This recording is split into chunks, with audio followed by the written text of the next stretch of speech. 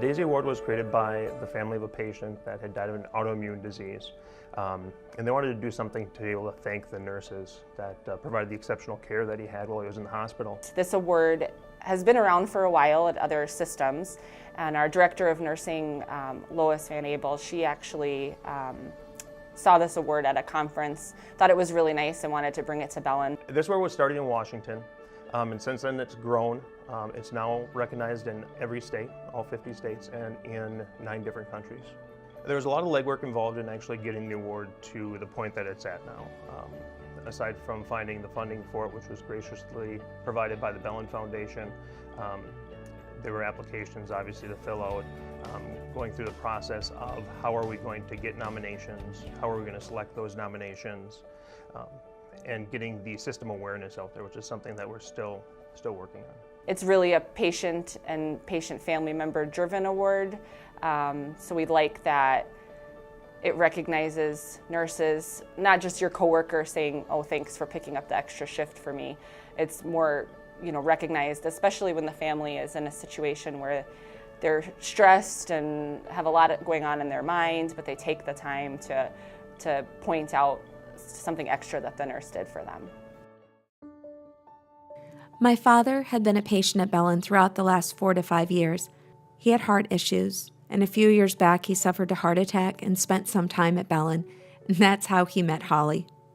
She was a nurse who took care of him, and they instantly hit it off. My dad was a depressed man after losing his wife almost 7 years ago. Somehow they got to talking when she was taking care of him, and they started a most unique friendship. Jerry was such a kind, gentle man. He hated hospitals as much as most patients do, but he was just this kind, quiet soul. And when we would be, when I would be caring for him, he had this great sense of humor and just kind of clicked. We just, go back and forth, get him through his stay and get him healthy and strong and send him home, and it was just nice. Throughout the years and many stays at Bellin, he would always seem to run into Holly, whether she was working or I called and told her about Dad. Wherever she was working and whenever he was in, she would always locate him and come and visit. When he went home, they would keep in touch by phone, birthday, Christmas cards. He thought very highly of her. He didn't want to be there, and one day Holly sat down with him and talked to him and explained what he would be facing. She had a way of getting through to him when his family couldn't. I think she put him at ease with her gentle nature and kindness. When I was caring for Jerry, I would walk in the room and I'd tell him he could run, but he couldn't hide because he just always seemed surprised to see me because he didn't know I floated to so many different units, but he was just always, his eyes lit up. He knew that he saw a face that he could recognize. He knew that he knew me. We, had established a friendship. August 4th, we made the decision to put him in the hospice and stop his medications and treatment. The infection had taken over and his body was shutting down. Every step in his last few weeks of life, Holly was there. One night, she even stayed with him overnight so my siblings and I could go home and get some rest. My dad was so grateful and touched that she would do this for him and his family. She was there with us throughout the week, giving us support and comfort. The day we said goodbye to him, Holly was there with us. He took Holly's hand and thanked her for all she had done for him as a nurse and as a friend, and told her that she was forever a part of our family.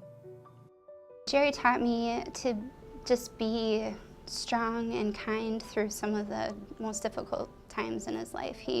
When he shared about his wife and seeing that emotion that he missed her and sharing that he just really doesn't like to be in the hospital, nobody does, but having to come in time and again because his heart wasn't really holding up as it should, he was just always so kind and always so patient, and it just really taught me a lot about going through such a rough time that you can, he's still a human, he's still, care for him, still needs that support even though his family couldn't be there 24/7. So we become that support system. We become, that person to him. I think a lot of times as nurses, we kind of have the attitude that that's just our job and that's kind of what we do. But it's nice to have something that says thank you for doing that, or says, you know, the things that you do are so much more than just taking care of a patient and looking at lab values or giving medications, that kind of stuff. There's a whole nother component of compassion that goes along with nursing. When I was presented the Daisy Award, I was honestly shocked because I work with so many amazing nurses and we do what we do every day and don't expect a thank you in return, and it just felt amazing to be chosen between everybody. Words cannot express how extremely grateful we are to Holly for all she's done for our father and this family, and to Bellin Hospital for all the great care given to my dad throughout the years. The family invited me to the funeral after he passed away, and because I had become one of the family, they're just such a wonderful group of people, and they gave me one of his cards, one of his prayer cards, and I still carry it with me in my purse. In our family's eyes, and in my father's, Holly is more than just a nurse doing her job. She is truly a unique person whose love for people she cares for truly reflects her spirit and nurturing way.